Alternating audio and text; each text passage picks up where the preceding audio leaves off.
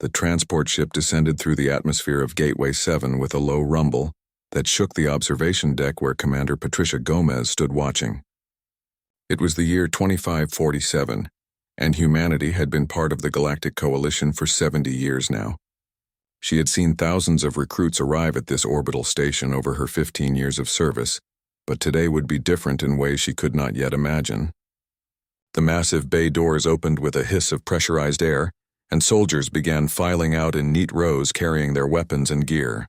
There were humans, of course, but also Krillians with their towering insectoid frames and chitinous armor that gleamed under the station lights.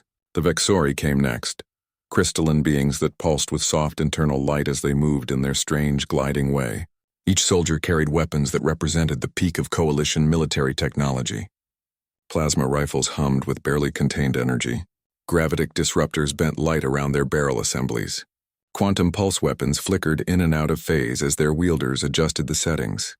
Then came Private Danny Morrison, and every eye in the bay turned to stare at him. He walked with his back straight and his eyes forward, carrying what appeared to be a museum piece across his chest. The rifle was old, impossibly old for a combat weapon in this age. It had a wooden stock worn smooth by decades of handling and metal parts that showed the patina of careful maintenance over generations. Commander Gomez recognized it immediately from her history studies. An M1 Garand rifle, World War II era, firing 30-06 Springfield rounds from an 8-shot en-bloc clip. Completely mechanical, completely outdated, completely absurd. The Krillians began clicking their mandibles together in what passed for laughter among their species. The sound echoed through the bay like rattling bones. The Vexori flashed colors that their translation devices rendered as mocking commentary about primitive human attachments to obsolete technology. Even the other human Marines exchanged glances that ranged from embarrassed to outright incredulous. One young corporal actually put his hand over his face and shook his head. Lieutenant Kevin Hayes approached Morrison with his jaw clenched tight. He was a veteran of 3 campaigns against the Scroth and had no patience for what he assumed was some kind of joke or protest. Hayes stopped directly in front of Morrison and looked down at the rifle, then back up at the private's face. Morrison stood at perfect attention with the rifle held in the regulation manner across his chest. His uniform was immaculate. His boots were polished. His eyes looked straight ahead without wavering. Hayes asked him if he understood that this was a combat posting. Morrison replied, "Yes, sir." Hayes asked him if he understood that they would be facing enemies with energy shields and advanced armor. Morrison replied, "Yes, sir." Hayes asked him what in the name of Earth he thought he was doing, bringing a weapon that belonged in a museum to a modern military posting. Morrison's answer was simple and direct. This rifle had been carried by his grandfather in the Pacific Theater in 1943. It had been carried by his father in the Resource Wars. It had been carried by his uncle in the first skirmishes against the Void Raiders before plasma weapons became standard issue. Every man in his family who served had carried this rifle into combat, and he intended to honor that tradition. The bay had gone completely silent now. Even the Krillians had stopped their mocking clicks. Hayes looked like he wanted to say a dozen different things but could not decide which one should come first. Commander Gomez stepped forward before the lieutenant could order Morrison back onto the transport. She had been listening from the observation deck, and something about the young private's words had struck a chord in her memory. She asked Morrison his full name and service record number. He provided both without hesitation. Gomez pulled up his file on her datapad and scrolled through it quickly. His grandfather was Daniel Morrison Sr., who had indeed served in World War II and received the Silver Star for valor. His father was Daniel Morrison Jr., who had served in 3 separate conflicts and achieved the rank of Sergeant Major before retiring. His uncle was Patrick Morrison, who had been killed in action defending a colony transport during the early contact wars. The rifle had been present at every engagement. Captain Linda Martinez had joined Gomez on the deck and was looking over her shoulder at the file. Martinez was old enough to remember when her own grandmother spoke of such weapons. The captain had heard stories about the Morrison family, legends really, about a bloodline of soldiers who refused to abandon the old ways even as technology advanced around them. She spoke quietly to Gomez, suggesting that they give Morrison a chance. The young private had scored in the top 5% on every qualification test. His physical fitness scores were exceptional. His tactical knowledge was comprehensive, The only unusual thing about him was his choice of weapon. Gomez was skeptical, but Martinez pressed the point. The upcoming training exercises would test every recruit to their absolute limits. If Morrison could not perform with his antique rifle, then he would wash out naturally. If he could perform, then perhaps they might learn something valuable about the difference between a weapon and a warrior. Hayes protested that it set a bad example and made the human contingent look foolish in front of the other species. Martinez countered that humans had earned their place in the coalition by being adaptable and unconventional. She reminded him that it was human tactics that had broken the Scrath siege of Proxima Station when everyone else wanted to retreat. It was human stubbornness that held the line at the Battle of Kepler's Gate when the Krillian said the position was indefensible. Perhaps a private with an old rifle was exactly the kind of human the coalition needed to see. Gomez made her decision. Morrison would be allowed to proceed to training. He would be evaluated on his performance, not his equipment. If he could keep up with the other recruits, then he could keep his rifle. If he fell behind or endangered his unit, then he would be reassigned to support duties. Morrison accepted these terms without complaint. He simply said yes, sir, and waited for further orders. The other recruits filed past him, heading toward their assigned barracks. Some still stared. Some whispered. Some laughed quietly among themselves. Morrison paid them no attention at all. He shouldered his rifle and followed his assigned group toward the training wing of the station. Behind him, Hayes shook his head and walked away, muttering about regulations and common sense. Martinez watched Morrison go and smiled slightly. She had a feeling that the next few weeks were going to be very interesting. The training facility on Sigma Prime was designed to break soldiers down and rebuild them into warriors worthy of the Galactic Coalition. The planet itself was a harsh world of red deserts and jagged mountains where the temperature swung 40 degrees between day and night. The facility occupied a massive complex carved into the largest mountain range with simulation chambers that could recreate any environment the Coalition forces might encounter in combat. Morrison arrived with his unit on a cold morning when the wind howled through the canyons like a wounded animal. He carried his rifle in a single duffel bag containing everything he owned. The other recruits carried similar loads, but their weapons hummed and glowed with power, while his remained silent wood and metal. The first week was dedicated to basic conditioning and unit integration. Morrison performed well in the physical challenges. He could run the required distances. He could complete the obstacle courses. He could endure the sleep deprivation exercises and the stress positions. But every time he appeared on the training ground with his M1 Garand, the other soldiers reacted with amusement or disdain. A massive Krillian named Vakthor seemed to take particular offense to Morrison's presence. The alien warrior stood nearly 8 feet tall with 4 arms that could bend steel and mandibles that could crush bone. Vakthor had been a champion fighter on his home world before joining the Coalition military. He looked at Morrison's rifle the way someone might look at a broken toy. During one equipment inspection, Vakthor picked up the rifle without permission and examined it with his compound eyes clicking disapprovingly.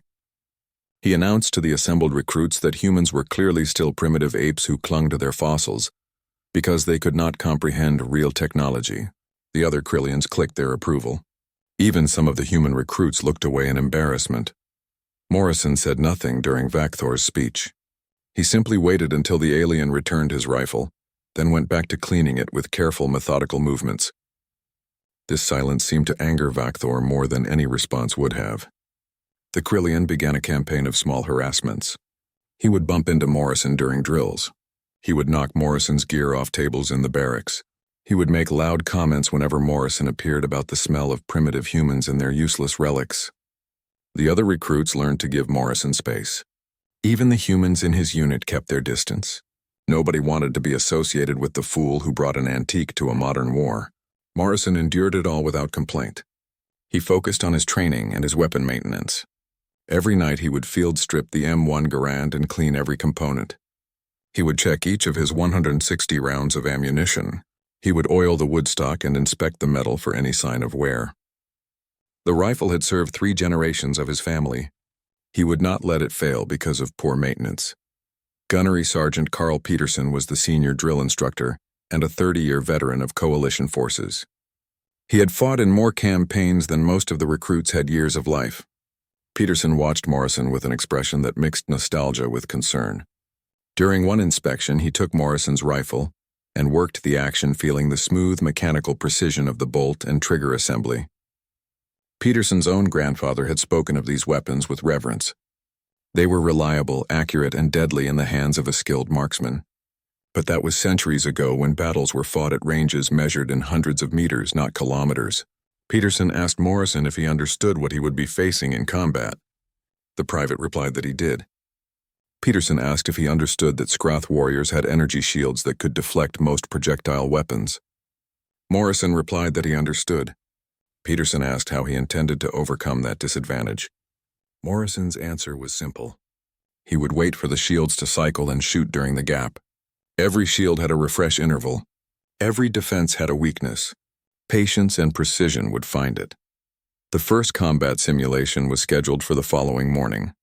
It would be an urban warfare scenario against holographic Scrath warriors.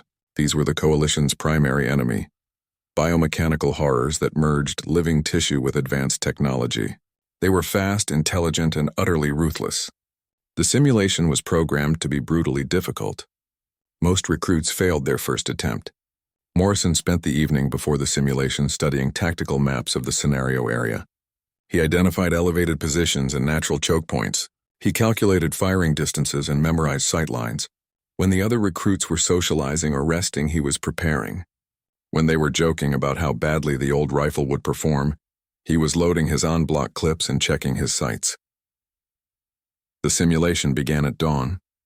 The recruits were transported into a holographic city complete with buildings, vehicles, and civilian targets they had to avoid hitting. Scrath warriors would appear randomly throughout the scenario.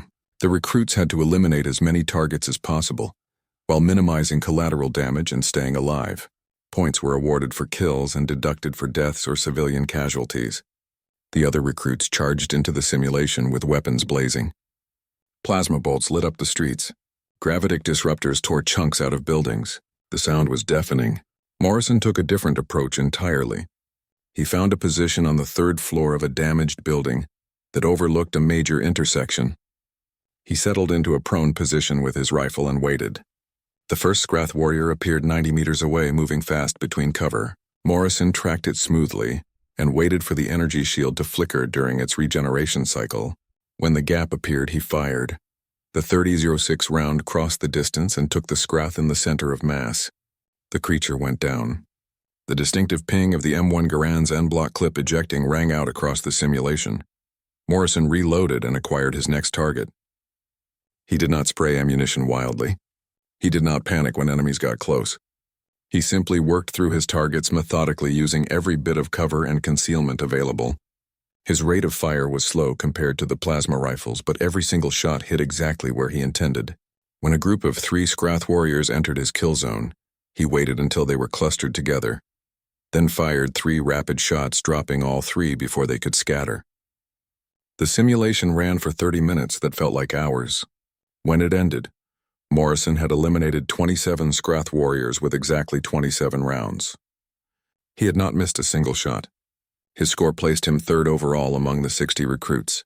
The 2 soldiers who scored higher than him had both been using next-generation targeting systems that practically aimed for them. When the scores were posted on the display board, a crowd gathered to stare. Morrison's name sat there in 3rd place with a perfect accuracy rating. Vakthor shoved through the crowd and examined the board closely, looking for some error or trick. There was none. The Krillian turned to look at Morrison with what might have been respect or might have been increased hatred. Morrison could not tell. He simply nodded politely, then went to clean his rifle. The barracks were quiet that evening after the simulation results had been posted. Most of the recruits were nursing bruised egos or analyzing their performance, trying to understand where they had gone wrong. Morrison sat on his bunk cleaning his rifle with the same careful attention he gave it every night. The routine was meditative for him. Strip the bolt, clean the chamber, oil the gas system, check the sights, reassemble. It connected him to his grandfather and father and all the men who had performed the same ritual before him. A human medic named Claire Hopkins approached his bunk carrying her medical kit. She was small and quiet, with red hair tied back in a regulation bun. Claire had scored well in the simulation by focusing on movement and evasion rather than direct combat. She asked Morrison if she could sit and talk. He gestured to the footlocker across from his bunk and continued working on his rifle. Claire watched him work for a moment before speaking. She asked the question that everyone wanted answered, but most were too proud to voice. Why would he deliberately choose to handicap himself with such an old weapon? Morrison smiled slightly and held up the rifle so she could see it properly. He explained that it was not a handicap at all, but rather the opposite. Modern weapons had made soldiers lazy, in his opinion. When you carried a plasma rifle with effectively unlimited ammunition and computer-assisted targeting, you stopped thinking like a warrior. You relied on the technology to compensate for lack of skill. You sprayed fire at targets hoping volume would overcome poor accuracy. You let the weapon fight for you instead of using the weapon as a tool. The M1 Garand forced him to think about every single shot. He had to understand ballistics and wind and distance. He had to know his weapon intimately, its quirks and capabilities. He had to make every round count because he only had 8 before needing to reload. That discipline translated into better tactical thinking and better situational awareness. Claire considered this carefully. She asked if he really believed skill mattered more than technology. Morrison nodded and explained further. His grandfather had fought in World War II with this exact rifle against enemies who often had superior numbers and strong defensive positions. The weapon did not make the difference. Training and determination and adaptability made the difference. His father had carried this rifle in the resource wars when ammunition was scarce and every shot had to matter. His uncle had carried it against the first Void Raider attacks when humanity was still figuring out how to fight enemies from the stars. In every case, the Morrison family warriors had survived and succeeded not because of superior technology, but because of superior skill and mindset. The rifle was a reminder of that legacy. It kept him humble and sharp in ways a plasma rifle never could. Their conversation was interrupted by the arrival of a Vexori named Gir, who had been listening from nearby. The crystalline being pulsed with colors that indicated curiosity and excitement. Gir was a scholar assigned to the military as part of a cultural exchange program. The Vexori were not natural warriors, but they valued knowledge above all else and wanted to understand the coalition's military operations. Gir had become fascinated with human military history and approached Morrison with a datapad full of questions. The alien asked about Earth's ancient wars and how humans had fought with such primitive weapons. Morrison found himself explaining concepts like trench warfare and island-hopping campaigns. He described how his grandfather's generation had fought across the Pacific Ocean, capturing islands one at a time against a determined enemy. He talked about the importance of marksmanship when every bullet had to be manufactured and transported across vast oceans. He explained how soldiers learned to maintain their weapons in jungle humidity and desert sand and Arctic cold. Gir absorbed all of this information with the hunger of a true scholar. The Vexori began making connections between human military history and current coalition tactics. They noted that humanity's most significant contributions to the coalition military had not been new weapons, but new approaches to warfare. Humans excelled at asymmetric combat. They adapted quickly to changing situations. They succeeded with limited resources through creativity and determination. These traits had been forged over centuries of warfare with relatively primitive technology. Perhaps Morrison's rifle was not a step backward, but a connection to the very qualities that made human soldiers valuable. Claire agreed with this assessment. She pointed out that during the simulation, Morrison had adapted to situations faster than soldiers with more advanced weapons. He had found unconventional firing positions. He had used patience as a weapon. He had thought like a guerrilla fighter while others thought like technicians. Word of this conversation spread through the barracks. Some recruits dismissed it as philosophical nonsense. Others found themselves thinking about their own relationship with their weapons. A few began asking Morrison questions about his techniques. He answered honestly and without arrogance. He demonstrated how to calculate distance using landmarks. He showed them breathing techniques for steady aim. He explained the importance of knowing exactly how your weapon would perform under different conditions. Not all of them understood or cared, but a few began to listen seriously. Commander Gomez heard about these informal teaching sessions from Captain Martinez, who had made it her business to monitor Morrison's integration into the unit. Gomez was impressed despite her initial skepticism. The young private was not just defending his choice of weapon, but sharing valuable knowledge with his fellow soldiers. Martinez suggested creating a special scenario for the next major training exercise, something that would test Morrison's philosophy against modern doctrine in a more extreme situation. The announcement came during morning formation 3 days later. All recruits would participate in a 50-mile combat march across hostile terrain, with scattered enemy encounters throughout the route. They would be divided into 5-person teams. Equipment would be standard combat loadout. The exercise would run continuously until all teams completed the course or were eliminated. Morrison listened to the briefing with growing interest. This was exactly the kind of challenge where his approach might prove its worth. The terrain would be rough. The distances would be long. Ammunition would need to be managed carefully. His teammates would not be able to rely on unlimited plasma charges and computer targeting. They would need to think and adapt. When team assignments were posted, Morrison found himself grouped with 4 soldiers who represented the most technology-dependent recruits in the entire unit. Greg Palmer was a sniper who used a next-generation rail rifle with predictive targeting, AI that could calculate bullet drop, wind drift, and even target movement patterns. Palmer rarely aimed his own shots. He pointed the rifle in the general direction and let the computer do the work. Amy Chen was a demolitions expert who relied on plasma charges with remote detonation systems. Victor Cruz carried a heavy plasma cannon that could level buildings but weighed almost 40 pounds and required constant power management. The squad leader was Corporal Jake Winters, a capable soldier who had come to depend entirely on his tactical visor for battlefield awareness. The visor provided threat assessment, friend or foe identification, and real-time tactical suggestions. Without it, Winters struggled to make quick decisions. Morrison realized immediately that this team assignment was deliberate. Someone wanted to see how his low-tech approach would mesh with high-tech dependent soldiers. He smiled slightly. This would definitely be interesting. The exercise began at dawn on a hostile planet simulation that recreated conditions from a classified campaign against Scrath forces. The terrain was brutal, with rocky hills and deep ravines and areas of dense vegetation that blocked sightlines. The temperature was already climbing toward uncomfortable levels and would only get worse as the day progressed. Morrison's team assembled at the starting point with their gear and weapons. Greg Palmer adjusted his rail rifle's targeting computer with confident movements.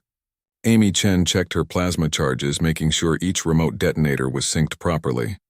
Victor Cruz powered up his heavy cannon, watching the charge indicator climb to full. Corporal Jake Winters activated his tactical visor and immediately began receiving data feeds about terrain and potential threat locations. Morrison simply loaded an Anblock clip into his M1 Garand and adjusted his pack straps. Winters gathered the team for a quick briefing. The route would take them through 3 distinct terrain zones. First was the rocky highlands, where visibility was good but cover was limited. Second was a forested valley where ambush was likely. Third was an urban area that had been damaged by previous fighting. Enemy contacts would be simulated throughout the route with varying difficulty levels. The team needed to maintain a steady pace while eliminating threats and conserving ammunition. Winters asked each team member about their loadout and capabilities. Palmer reported his rail rifle had enough charge for approximately 200 shots with maximum accuracy assistance. Chen had 12 plasma charges plus standard small arms. Cruz's heavy cannon had power for sustained fire of about 10 minutes total. Morrison reported he had 160 rounds for his rifle and 20 Anblock clips. Palmer laughed and asked what Morrison would do when he ran out. Morrison replied calmly that he would not run out because he would not miss. The first 6 hours went smoothly. The team moved through the highlands at a good pace, encountering scattered holographic Scrath warriors. Palmer's targeting computer made quick work of distant targets. Chen placed charges to block pursuit routes. Cruz's heavy cannon eliminated clustered enemies.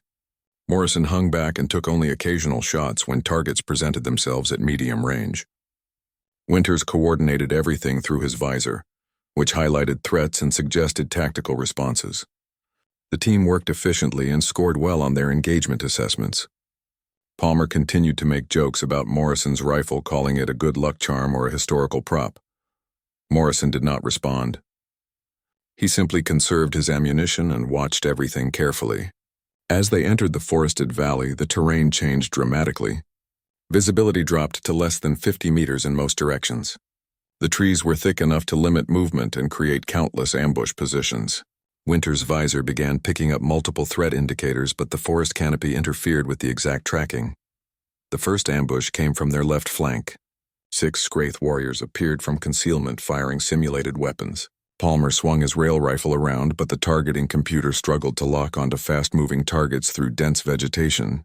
He fired several shots that missed completely. Chen tried to place a charge but could not get a clear throw through the trees. Cruz's heavy cannon was too slow to track the quick enemies. Morrison dropped to one knee, acquired his target through iron sights and fired 3 shots in rapid succession. 3 Scraith dropped. He shifted aim and fired twice more. 2 more enemies fell. The last warrior closed to melee range before Winters could draw his sidearm. Morrison reversed his rifle and struck the holographic warrior with the stock in a move his grandfather had taught him. The Scraith dissolved, indicating a kill. The entire engagement lasted 12 seconds. Palmer stared at Morrison with new respect. The private had eliminated all 6 enemies while the high-tech weapons were still trying to acquire targets. The team continued deeper into the valley, encountering more frequent attacks. Morrison's kill count began to climb while the others struggled with their equipment's limitations. Palmer's targeting computer kept losing lock. Chen's plasma charges were less effective in close quarters. Cruz's heavy cannon was burning through power at an alarming rate. Only Morrison seemed comfortable in this environment. He moved through the forest like he belonged there, using trees for cover and taking shots from unexpected angles. His rifle never jammed or failed to fire. His ammunition supply was managed carefully, with each shot counting. Winters began deferring to Morrison's tactical suggestions more than his visor's recommendations. The private had an instinct for reading terrain and predicting enemy movement that no computer could match. They were 3/4 through the valley when everything changed. A massive electromagnetic pulse swept across the entire training area without warning. It was part of the simulation designed to mimic Scraith disruption tactics that had been devastatingly effective in real combat. Palmer's rail rifle went completely dead. The targeting computer shut down. The charge indicator dropped to 0. The weapon became nothing more than an expensive club. Chen's remote detonator stopped functioning, leaving her plasma charges useless. She could not trigger them manually from a safe distance. Cruz's heavy cannon powered down with a dying whine. The charge cells were fried. His 40-pound weapon was now 40 pounds of deadweight. Winter's tactical visor went dark. All the threat indicators and tactical suggestions disappeared. He was suddenly fighting blind after depending on the technology for so long. The team stood in shocked silence as they realized their primary weapons were useless, except for Morrison's M1 Garand. Purely mechanical with no electronics or computer components, the rifle functioned exactly as it had for the past 200 years. Morrison worked the action smoothly and chambered around. The metallic sound was loud in the sudden quiet. He looked at his team and spoke calmly. They needed to move to defensible ground immediately. Scraith warriors would attack in force, knowing the electromagnetic pulse had disabled most coalition weapons. The team needed to rely on basic infantry tactics now. Winters tried to reassert command but found himself lost without his visor's guidance. Morrison took point without asking permission. He led them to a rocky outcropping that provided good fields of fire and limited approach routes. He positioned each team member to maximize their remaining capabilities. Palmer still had his sidearm.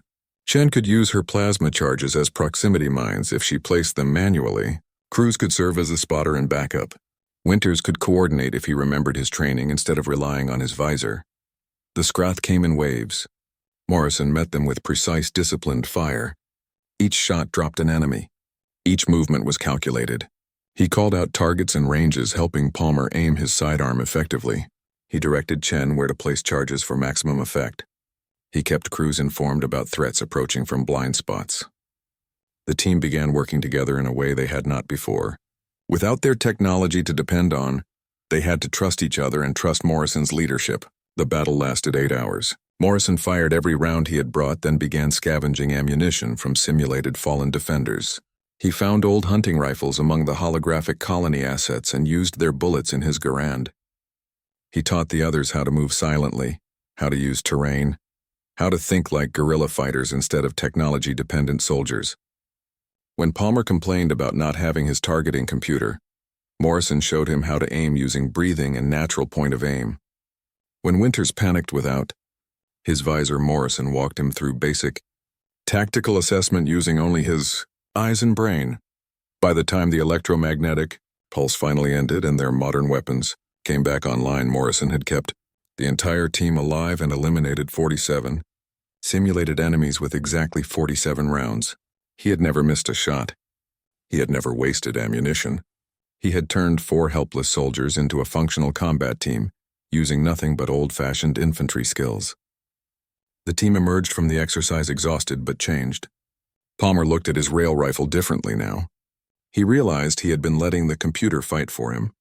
Chen understood that technology could fail at the worst possible moment. Crews recognized that raw firepower meant nothing without tactical thinking.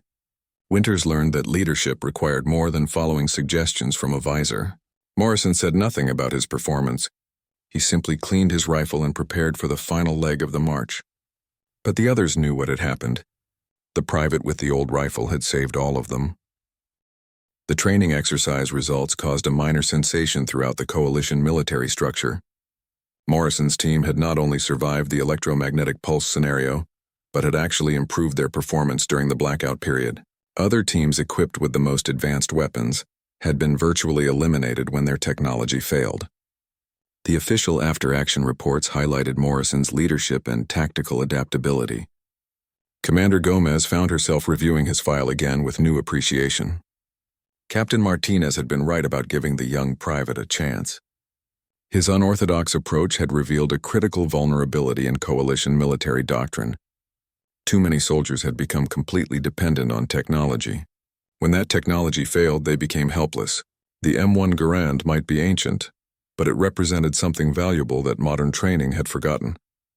Morrison's reputation shifted dramatically among the other recruits. He was no longer the fool with the museum piece. He was the Marine who had saved his squad when all their fancy weapons became useless metal. Greg Palmer sought Morrison out the day after the exercise and asked if he could teach him to shoot, without relying on his targeting computer. Morrison agreed and spent his free time working with Palmer on basic marksmanship fundamentals.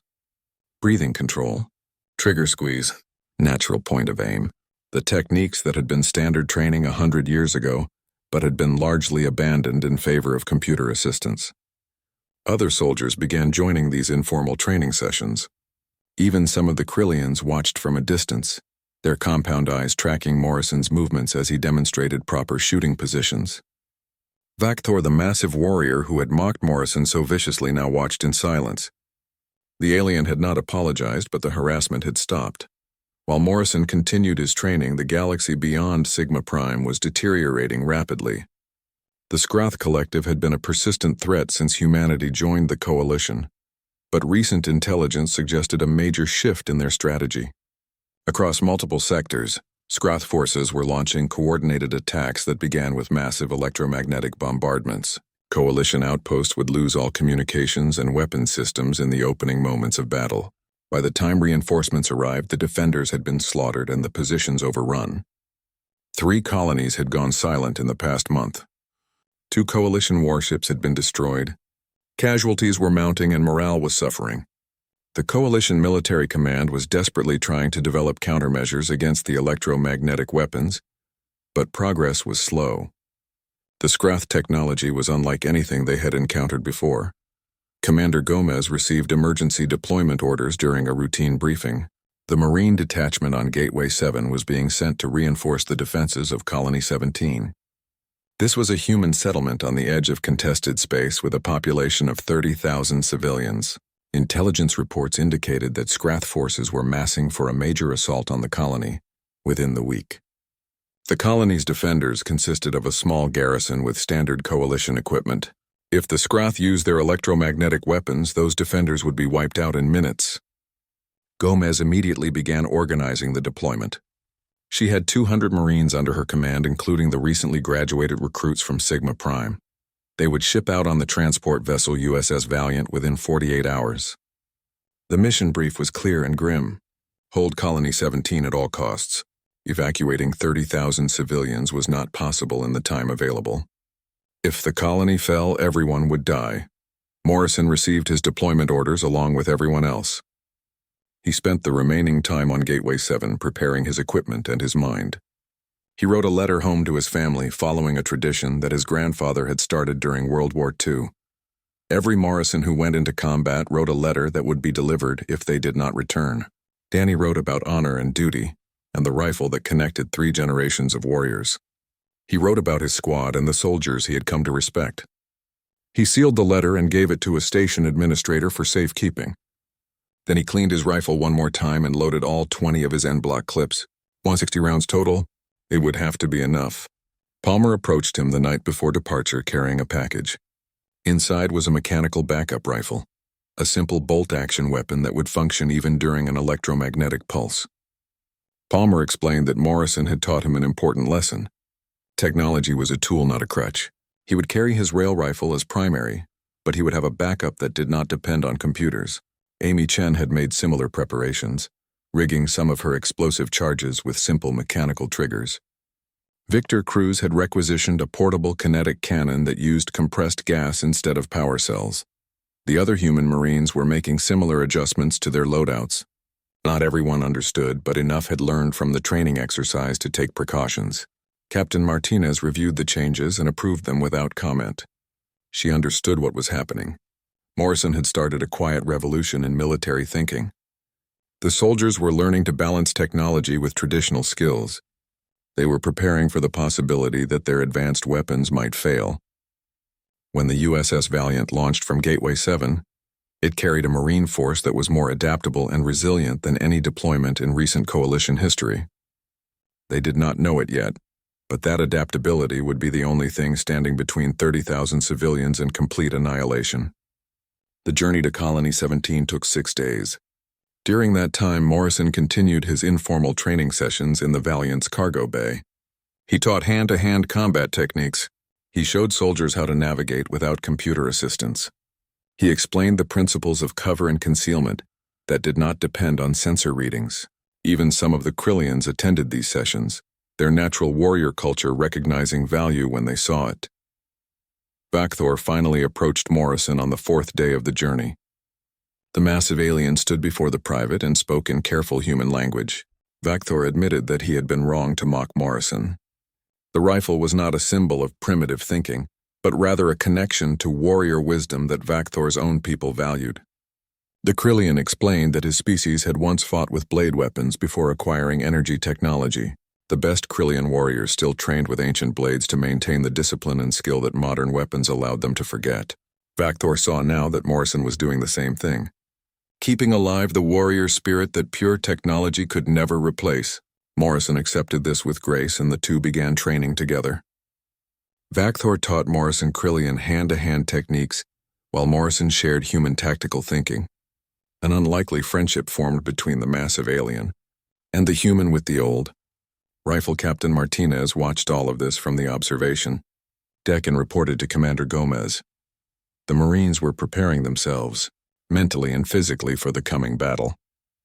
Morale was good despite the grim nature of their mission. Gomez reviewed intelligence reports about Colony 17 and the expected Scrath attack. The numbers were not encouraging. 10,000 Scrath warriors against 200 Marines and the small colony garrison. The only advantages were defensive terrain and preparation time. The colony was built into canyon systems that created natural choke points. If the Marines could hold those positions, they might have a chance. But everything depended on weapons functioning during the battle.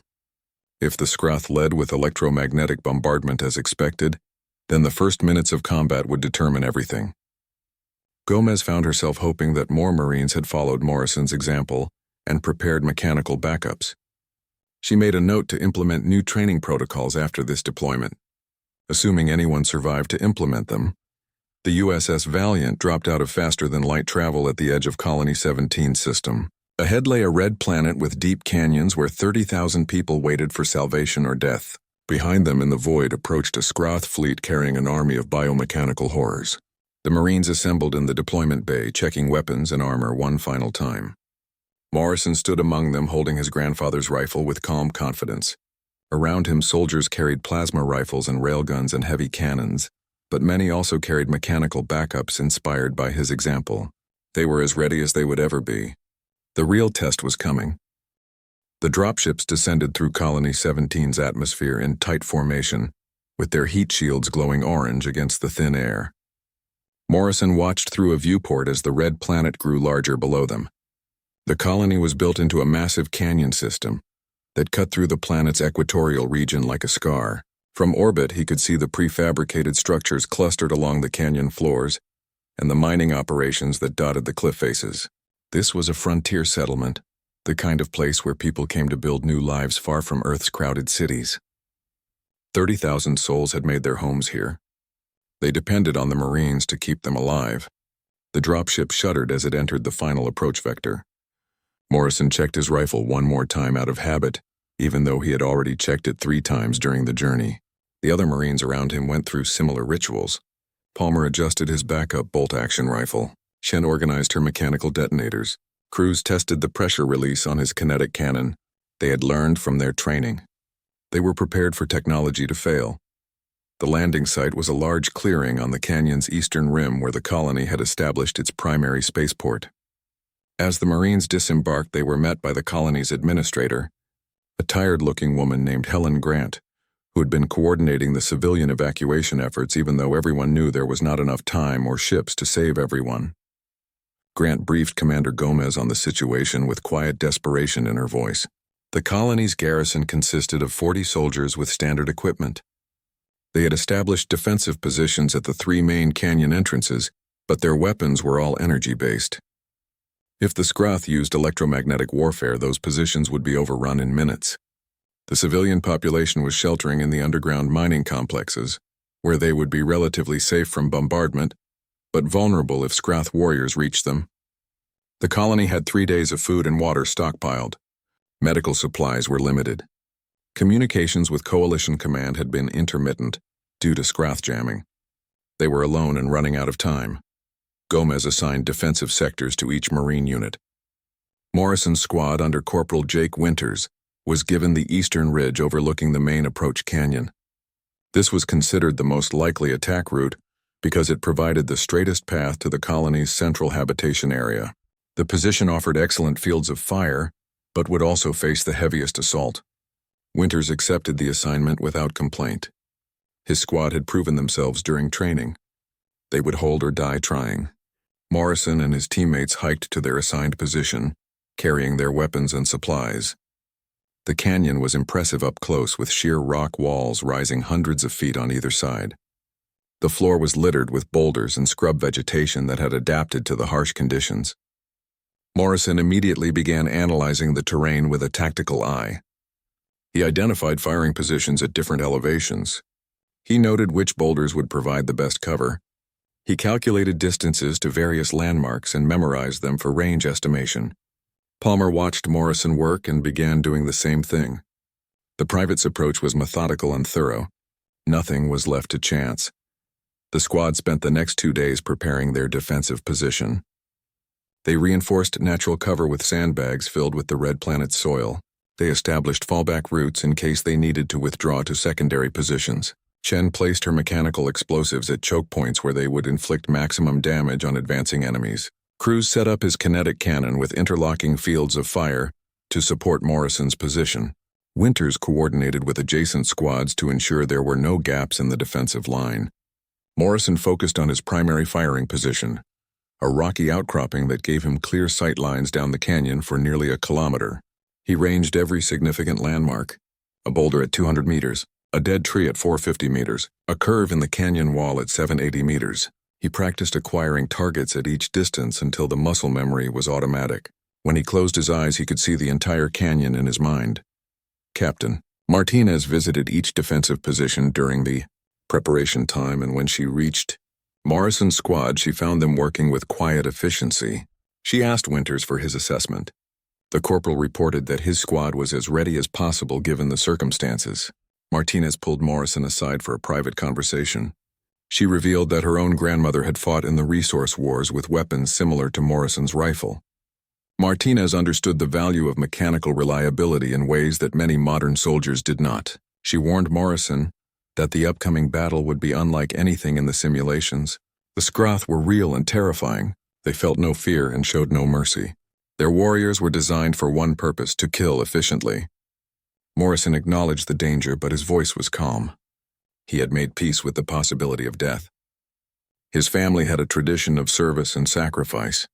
If he died defending this colony, he would die knowing he had honored that tradition. Martinez studied his face for a long moment, then nodded.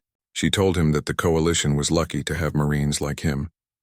Then she moved on to the next position, leaving Morrison to his preparations. On the third night, the Scrath fleet entered orbit. The alien ships were massive biological constructs that pulsed with sickly bioluminescent light. They looked more like diseased organs than spacecraft. From the surface, Morrison could see them as bright points against the stars. There were 12 capital ships and countless smaller vessels. Intelligence estimates put the ground force at over 10,000 warriors. The Marines and garrison soldiers numbered less than 300 total. The mathematics of the situation were brutally clear. They were outnumbered more than 30 to 1. Survival would require more than courage. It would require miracles.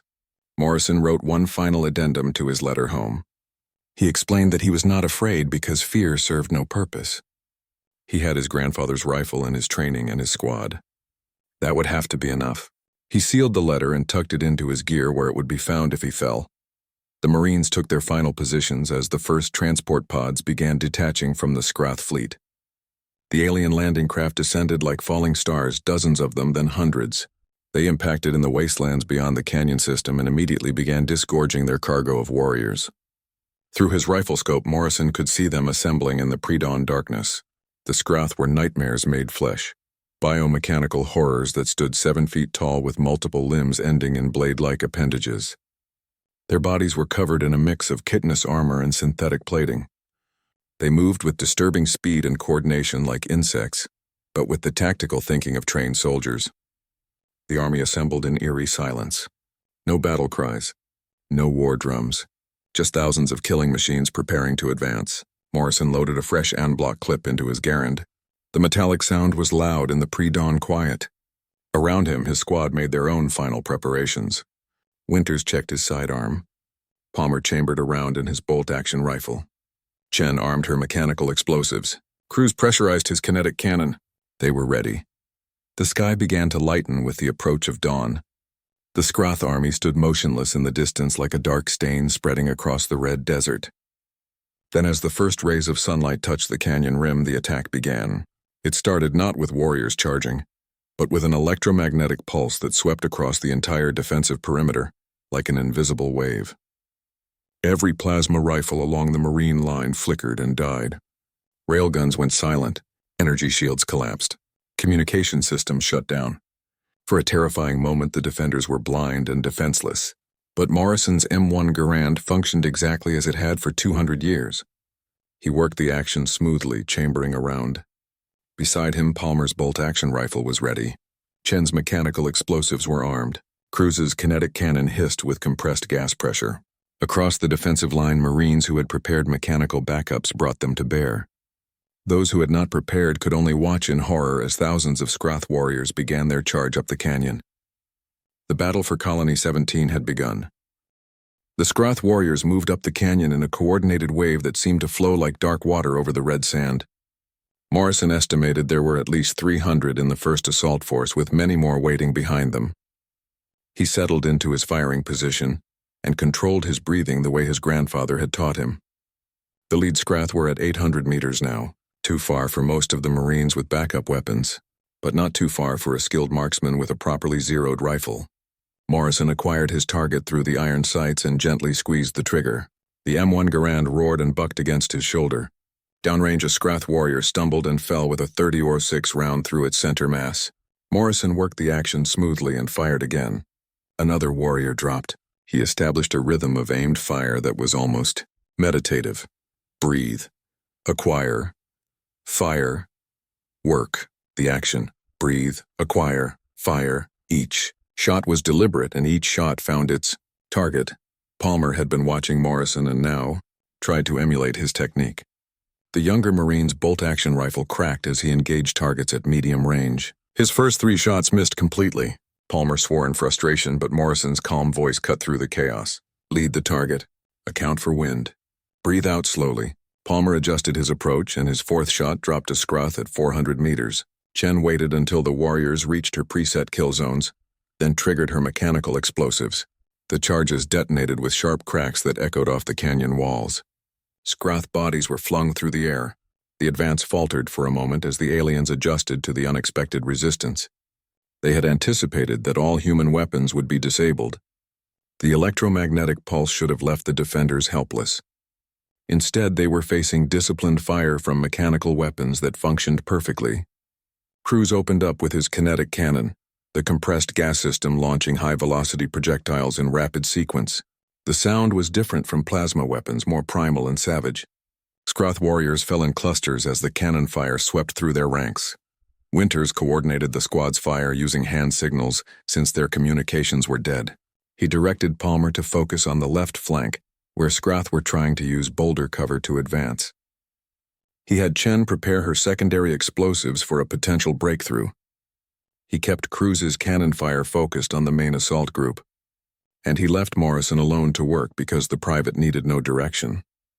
Morrison had fired 30 rounds now and dropped 30 Scrath warriors. His en-bloc clips ejected with their distinctive ping every 8 rounds, and he reloaded smoothly without taking his eyes off the battlefield. The range was closing. The Scrath were at 600 meters now despite their casualties. Morrison adjusted his sight picture for the shorter distance and continued his methodical killing. A warrior tried to sprint between cover. Morrison led it perfectly and fired. The Scrath went down in a tumbling sprawl. 3 warriors attempted a coordinated rush. Morrison fired 3 times in 4 seconds, dropping all of them. Across the defensive perimeter, other squads were having mixed success. Marines with mechanical backup weapons were holding their positions. Those who had relied entirely on energy weapons were falling back or dying as Scrath overwhelmed their positions. The aliens were terrifyingly fast at close range, with their blade limbs cutting through armor and flesh with equal ease. Commander Gomez watched the battle unfold from the command post and realized with cold clarity that Morrison's squad was anchoring the entire eastern defense. If that position fell, the Scrath would pour through and reach the civilian shelters within minutes. She ordered all available reserves to reinforce the eastern ridge. Captain Martinez personally led a squad of 20 Marines to support Morrison's position. They arrived carrying a mix of weapons, both modern and mechanical. Martinez took in the situation with one glance and immediately began organizing supporting fire. She had brought 2 old-fashioned machine guns, belt-fed mechanical weapons that dated back nearly as far as Morrison's rifle. The gunners set up on either side of Morrison's position and opened fire with disciplined bursts. The combined firepower finally broke the first Scrath assault. The aliens retreated down the canyon, leaving hundreds of their dead scattered across the red sand. The Marines had held but barely. Morrison counted his remaining ammunition. He had fired 60 rounds and had exactly 100 left. The battle was far from over. Palmer slumped against a boulder with shaking hands. He had never experienced combat like this before. The simulations had not prepared him for the reality of watching enemies die under his rifle fire. Morrison spoke quietly to him. This was what their training had been for. They were protecting 30,000 innocent people who could not protect themselves. Palmer nodded and reloaded his rifle with hands that gradually steadied. Chen checked her remaining explosives. She had used half her supply, but still had enough for another major assault. Cruz's kinetic cannon was holding up well, though the heat was building in the compression system. Winters evaluated their position and reported to Martinez that they could hold for at least one more assault. The Scrath reorganized for their second wave. This time they attempted a flanking maneuver using the canyon's side passages and cliff faces. Warriors began climbing the sheer rock walls with disturbing ease, using their blade limbs like climbing picks. Morrison called out the new threat and shifted his fire to the climbers. It was harder shooting with the targets moving vertically against the cliff face. He compensated by aiming slightly ahead of their movement and firing at the moment they reached for their next handhold. Screeth warriors fell from the cliffs, tumbling to the canyon floor far below, but there were too many and they were too spread out.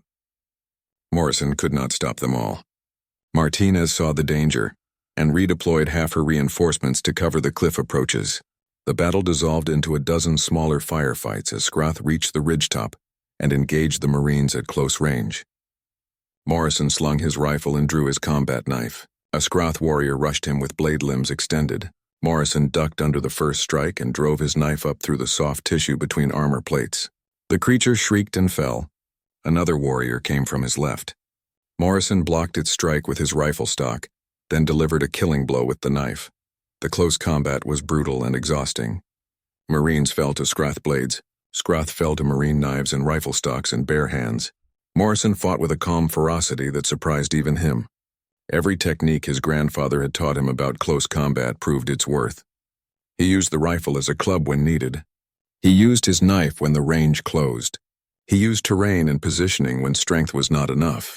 Palmer fought beside him, learning in the crucible of combat what no simulation could teach. The young Marine took a blade strike across his shoulder but kept fighting. Chen detonated her last explosive charges directly among a group of climbing Scrath, sending them falling to their deaths. Cruz's kinetic cannon finally overheated and shut down, but he immediately drew his sidearm and continued engaging targets. Winters coordinated everything with hand signals and shouted commands. His training as a squad leader finally coming through without the crutch of his tactical visor. The second assault lasted 2 hours before the Scrath again withdrew. The Marines had held, but the cost was severe. 15 of Martinez's reinforcements were dead or critically wounded. Morrison's squad had taken casualties as well. Palmer's shoulder wound needed treatment. Chen had a broken arm from a Scrath strike she barely blocked. Cruz had severe bruising across his ribs. Only Morrison and Winters remained essentially unharmed, though Morrison's hands were bleeding from the rifle's recoil and his knife work. The private checked his ammunition again. 40 rounds remaining. He had made every shot count, but the mathematics were unforgiving. If the Scrath mounted a third major assault, he would run out of bullets before they ran out of warriors. Martinez established a field hospital behind the ridge line, where medics worked frantically on the wounded. She found Morrison calmly cleaning his rifle despite the blood on his hands. She asked if he could continue fighting. Morrison looked at her with eyes that had seen too much death in too short a time, but his voice was steady. He would fight until the Scrath were dead or he was. There was no other option. The electromagnetic interference began to fade as the Scrath technology cycled down. Across the defensive line, modern weapons started coming back online. Plasma rifles hummed to life. Railguns activated. Communication systems reconnected. The Marines suddenly had their full technological advantage restored. But by then, Morrison and the others with mechanical weapons had already held the critical positions during those first desperate hours.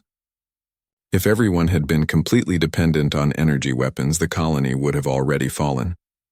Commander Gomez recognized this even as she coordinated the renewed defense. Morrison's antiquated approach had bought them time, and time had allowed the modern weapons to return to function. Now they had both traditional and advanced capabilities working together. The third Scrath assault came at dusk. This time the Marines met it with the full force of coalition military. The battle for Colony 17 lasted 18 hours of continuous combat before the Scrath finally withdrew their forces completely. The aliens had suffered catastrophic casualties with nearly half their ground force destroyed or disabled. The cost to the defenders had been severe but not overwhelming. 43 Marines gave their lives holding the defensive line. Another 97 were wounded to varying degrees. The colony garrison had been reduced to less than 20 functional soldiers. But 30,000 civilians survived safely sheltered in the underground complexes. The Scrath fleet departed the system after their ground assault failed, retreating to whatever dark corner of space they had emerged from. Intelligence would later confirm that the defeat at Colony 17 caused the aliens to abandon their offensive operations across the entire sector. One battle had changed the strategic situation for dozens of worlds. Morrison sat on a boulder watching the sunrise after the longest night of his life. His M1 Garand lay across his knees with the action locked open. The firing pin had finally broken during the last hours of combat after firing more rounds than it had probably fired in the previous 50 years combined. The rifle had served 3 generations of his family through multiple wars and countless battles.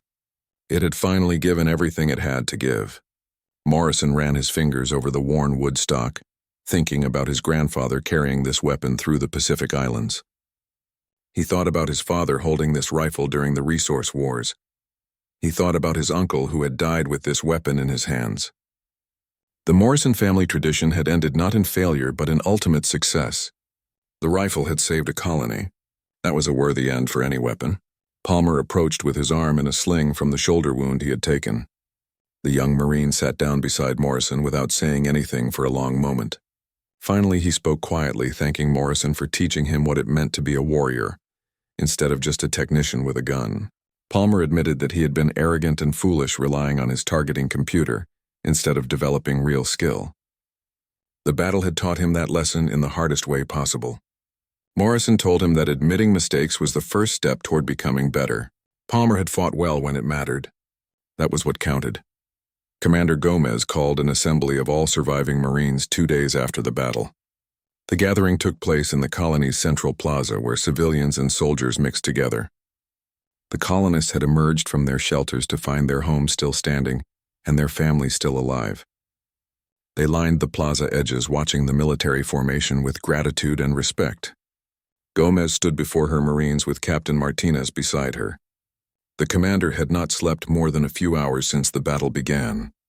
Her uniform was stained with dust and blood. Her face showed the weight of command and the cost of the victory they had achieved. She called for Private Danny Morrison to step forward. Morrison stood from his position in the ranks and moved to the front. He no longer carried his rifle because it was broken beyond field repair. He felt strangely naked without it after carrying the weapon for so long. His hands were bandaged from the bleeding, caused by the rifle's recoil over hundreds of shots. His uniform was torn and filthy, but he stood at attention with his back straight and his eyes forward. Gomez looked at Morrison for a long moment before speaking. When she did speak, her voice carried across the silent plaza. She began by admitting that she had been wrong about him. They had all been wrong. When Morrison first arrived carrying that old rifle, she had thought him a fool, clinging to nostalgia and tradition for no good reason. She had been ready to send him home on the first transport. But Captain Martinez had convinced her to give him a chance, and that decision had saved this colony. Morrison had not just proven that skill mattered more than technology. He had taught an entire generation of Marines a lesson they desperately needed to learn. Modern weapons were tools and valuable ones, but tools could fail. Technology could be disrupted. In those moments when the advanced equipment stopped working, it was training and discipline and fundamental warrior skills that determined who lived and who died. Morrison had understood this truth from the beginning. His rifle was not about being backwards or resistant to progress. It was about maintaining the core competencies that made soldiers effective regardless of their equipment. Then Gomez did something unprecedented in her career. She rendered a formal salute to a private. The gesture held as every Marine in the formation followed her example. Hundreds of hands rose in perfect unison. The civilians in the plaza began applauding with tears running down many faces. These were people who owed their lives to the Marines, and they understood better than anyone what had been sacrificed to protect them. Morrison stood frozen, unsure how to respond to such an honor. Martinez stepped forward and placed a hand on his shoulder.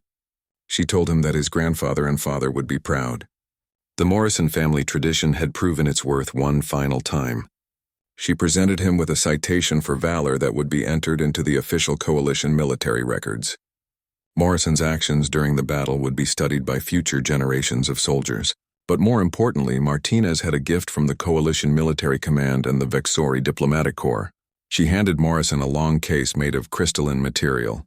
Morrison opened the case carefully and found himself looking at a rifle that made his breath catch. It was an exact replica of his grandfather's M1 Garand in every visible detail. The wood grain matched perfectly. The metal finish was identical. But when he lifted it from the case, he immediately felt the difference. The weapon was lighter than it should be. The balance was perfect. Martinez explained that the WWII master craftsmen had created this rifle using their most advanced materials science. It fired the same .30-06 Springfield rounds. It operated on the same mechanical principles. But it was constructed from WWII composite materials that would never wear out, never break, never fail no matter how many rounds were fired. The crystalline beings had studied Morrison's broken rifle and his combat performance with fascination. They understood that he represented something important about human military effectiveness. This gift was their way of honoring both Morrison and the tradition he represented. It was old and new merged together. Tradition and technology in perfect balance. Morrison loaded an unblocked clip into the new rifle, testing the action. It moved like silk. He fired the 8 rounds into a safe direction, and the familiar ping of the ejecting clip rang out across the plaza. The sound brought tears to his eyes. This was his grandfather's rifle reborn. This was his family's legacy continuing forward. He thanked Martinez and Gomez with a voice that threatened to break. The assembly was dismissed, but Morrison remained standing in the plaza holding his new rifle. Greg Palmer was the first to approach, asking if Morrison would continue teaching him proper marksmanship. Morrison agreed immediately. Others followed.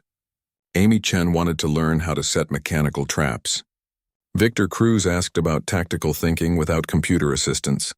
Soon Morrison was surrounded by Marines, both human and alien, who wanted to understand what he had demonstrated during the battle.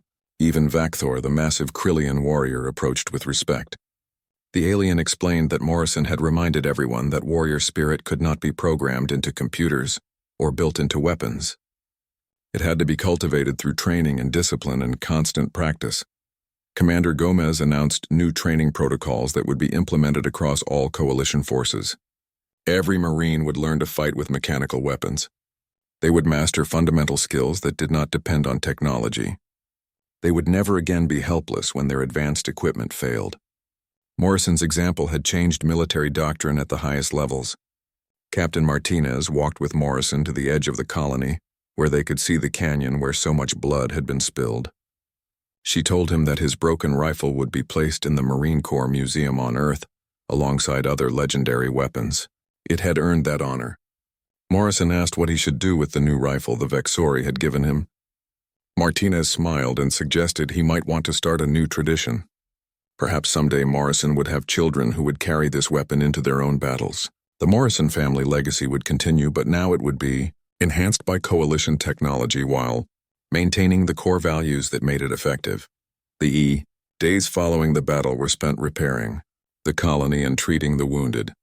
Morrison helped where he could, but found most of his time occupied with training requests. Marines wanted to learn everything he knew. He taught them, patiently sharing the wisdom his grandfather had passed down. He explained that every warrior needed to understand their weapon intimately. They needed to know its capabilities and limitations. They needed to practice constantly until the weapon became an extension of their body. Technology could enhance performance but should never replace fundamental skill. The lesson spread throughout the coalition military. Other human colonies began requesting instructors who could teach old-school marksmanship and tactics. The Krillians incorporated blade weapon training back into their standard curriculum.